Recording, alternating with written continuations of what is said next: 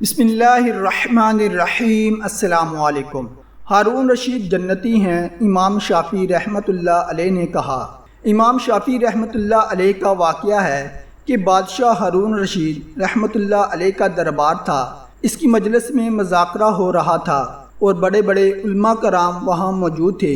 امام شافعی رحمۃ اللہ علیہ اس وقت چھوٹی عمر کے تھے، لیکن بڑے شوق کے ساتھ اس مجلس میں جا کر بیٹھ کے ہارون رشید رحمۃ اللہ علیہ نے لوگوں سے سوال کیا، تم لوگ جو بڑے علماء ہو، بڑے بڑے مشائخ ہو، قرآن و حدیث کا علم رکھتے ہو، میرے بارے میں بتاؤ کہ میں جنت میں جاؤں گا یا دوزخ میں جاؤں گا۔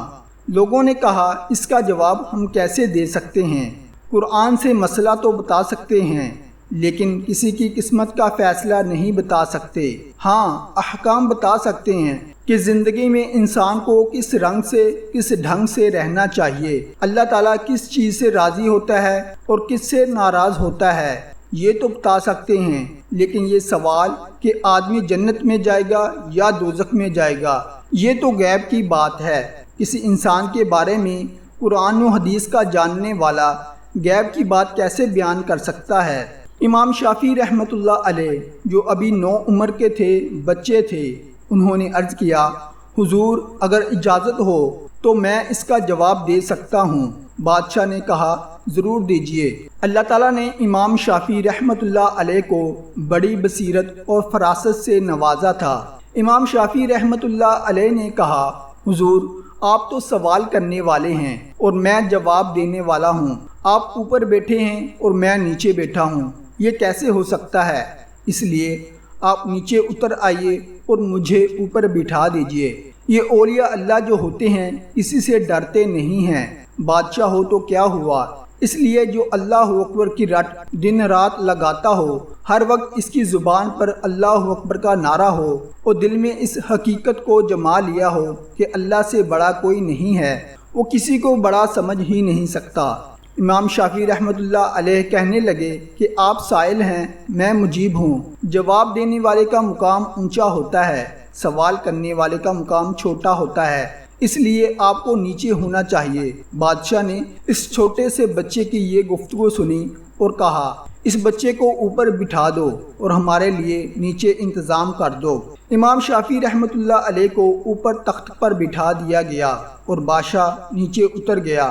امام شافعی رحمۃ اللہ علیہ نے کہا، اب آپ اپنا سوال پیش کریں۔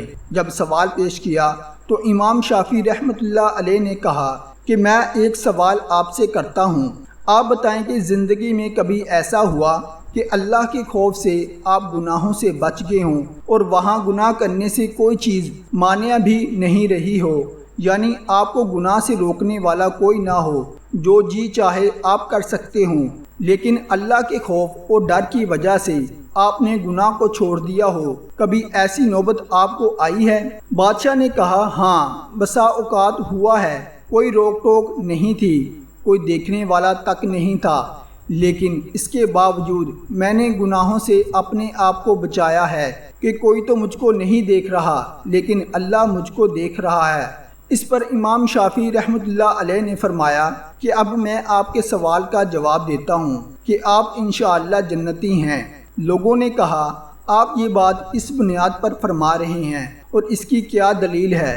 امام شافعی رحمۃ اللہ علیہ نے یہ آیت تلاوت کی، وَأَمَّا مَنْ خَافَ مَقَامَ رَبِّهِ وَنَهَى النَّفْسَ عَنِ الْهَوَىٰ فَإِنَّ الْجَنَّةَ هِيَ الْمَأْوَىٰ، اور وہ جو اپنے رب کے حضور کھڑا ہونے سے ڈرا اور نفس کو خواہش سے روکا تو بے شک جنت ہی اس کا ٹھکانہ ہے۔ امام شافعی رحمۃ اللہ علیہ نے کہا، اس آیت سے معلوم ہوتا ہے انشاءاللہ آپ جنتی ہیں۔